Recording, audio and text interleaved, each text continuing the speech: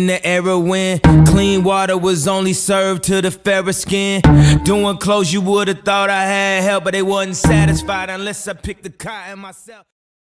Hello, and welcome to the Great Literature Podcast. I'm Aronda Andrews, your host from Williamsburg, Virginia, and I will be speaking on social injustices found in Ralph Ellison's Invisible Man that come from a hierarchical system. Many of the sociological problems I.M. faces in the novel stem from the African Americans having their own hierarchy within the normal social one.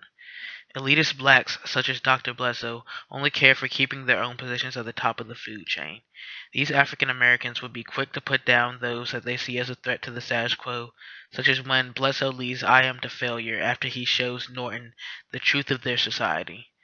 Others in the upper echelons of this hierarchy, such as the Brotherhood, look upon the masses as tools to further their own goals. Even though our own society during the 1920s and 30s was hardly better, at least the common people, such as Roz and I.M., didn't have to worry about their own race keeping them in the margins of society. This hierarchy is the equivalent of a sham version of Martin Luther King Jr. and the other protesters, where instead of the dream being integration, it is the upper elites playing with their Sambo dolls while the whites laugh at them all. This racial hierarchy was not just limited to social status. Dr. Bledsoe and the Brotherhood were also known to be economically influential as well. I.M. looked up to Bledsoe not only because of his political power, but also because he possesses 2 cars. Similarly, he is shocked when the Brotherhood not only gives him $300 just for rent and clothes, but also agrees to pay him $60 a week. While all of these things may not seem like much by today's standards, it was a lot back then and proves just how much spending power these elites actually had. However, just as in parts of our own world, this wealth barely trickles down to the lower class. Before I.M. was found by the Brotherhood, he was in debt to a matron that had to survive off cabbage.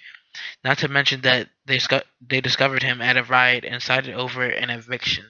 So not only are these upper class African Americans keeping the less fortunate from climbing the social ladder, they are also unwilling to help the others economically succeed as well.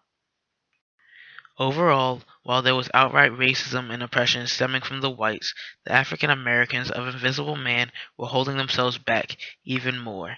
Yes, some of the Brotherhood were white, and the people who funded the college were as well, but that doesn't excuse the action of those such as Dr. Bledsoe, who could have used their influence to improve society for the entire race.